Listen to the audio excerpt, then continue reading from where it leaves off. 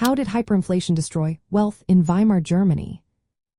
Imagine waking up one morning and finding that the money you saved 4 years is suddenly worth nothing.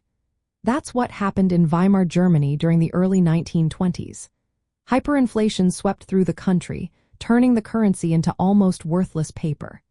This event didn't just cause inconvenience, it wiped out people's savings, disrupted businesses, and changed how everyone thought about money.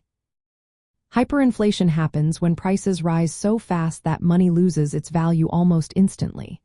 In Weimar, Germany, prices could double in a single day. For example, by 1923, one US dollar was worth over 4 trillion marks. That means if you had saved 1,000 marks, it was worth nothing within weeks.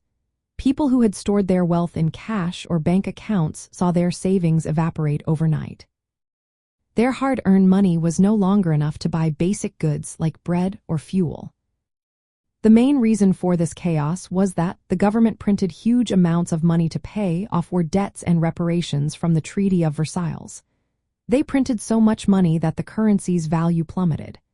The more money they printed, the less it was worth, creating a vicious cycle. Political instability and loss of confidence in the government made things worse, speeding up the decline of the currency. For businesses, hyperinflation created chaos. They couldn't set stable prices because the cost of raw materials and goods kept changing daily.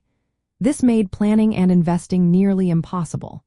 Many companies shifted to trading in real estate, foreign currencies, or durable goods to protect their wealth. But this often led to speculative bubbles and misallocation of resources. People's incomes couldn't keep up with soaring prices. Wages lagged behind, leaving workers in poverty. Fixed incomes became meaningless, and some turned to bartering to survive. Debtors benefited because they could pay back their loans with money that was worth almost nothing. But creditors and banks lost everything, which hurt the entire financial system.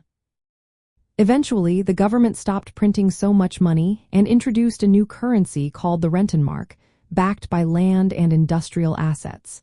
This helped stabilize prices, but the damage was already done. Wealth had been destroyed, and economic confidence was shattered for years. This period in history shows how uncontrolled inflation can wipe out wealth quickly.